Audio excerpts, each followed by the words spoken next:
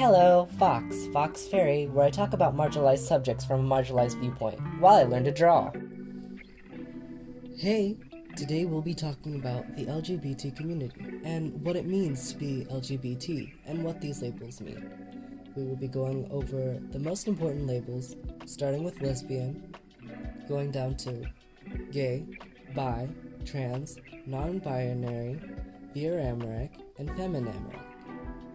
We will cover some other labels, but they won't be the main subject of this video, and I might dedicate future videos to them very soon. So enjoy. Starting with lesbian. What does it mean to be a lesbian? If you're a lesbian, you are a woman who is only attracted to other women. This can be romantically or sexually, or both.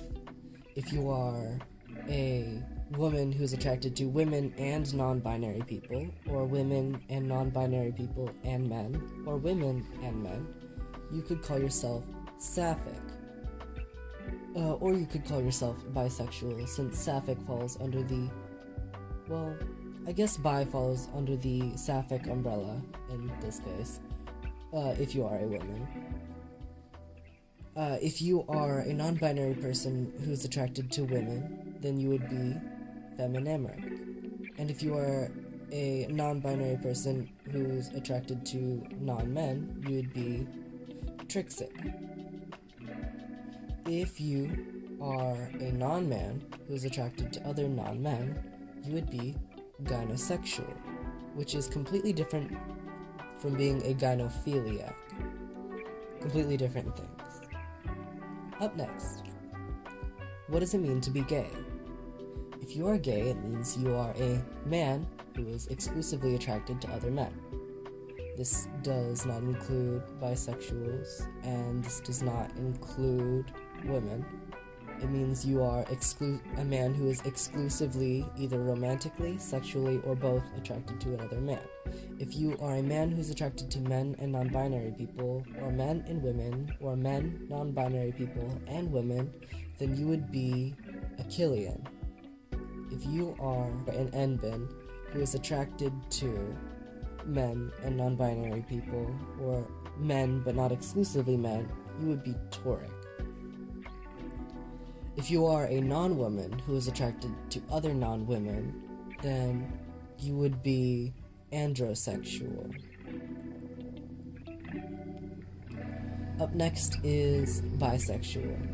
If you are bisexual, it means that you are not monosexual. You are attracted to more than one gender, which means you could be attracted to men and women, men and non-binary people, women and non-binary people, or women, men, and non-binary people. This is always inclusive of trans people, and you don't have to have a preference to be bisexual. This definition comes from the Bisexual Manifesto from the magazine Anything That Moves, which was one of the first records of what it actually means to be bisexual. Up next is transgender. If you are transgender, it means you feel more comfortable identifying with a different gender than the sex you were assigned at birth, which could include male, female, or non-binary. The marker of being transgender is having gender dysphoria, which can portray itself in many ways. It could be stronger on some days or weaker on some days, but ultimately it's being uncomfortable with your birth sex or being more comfortable with a different gender. Dysphoria can portray itself as anxiety or depression or an extreme discomfort, but it could also be euphoria, which is a presentation of dysphoria where dysphoria is alleviated and you didn't realize you had the dysphoria before, making you feel better identifying with a different gender than your assigned sex at birth. Because for some people, dysphoria feels like the norm to them, and they would have no way to understand or know if the dysphoria they've been experiencing is really dysphoria or if it was anxiety or body dysmorphia. So euphoria is a way that it can present itself to really let you know if you are experiencing dysphoria. What does it mean to be non-binary? If someone is non-binary, it means they are transgender and they don't identify as a man or a woman. They do experience dysphoria, or the form of dysphoria that presents itself as euphoria.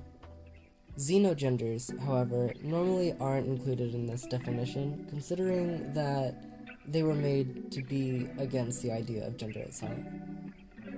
A non-binary person has several definitions to identify their romantic and sexual attraction. One could be feminameric, which means that they are non-binary and exclusively attracted to women.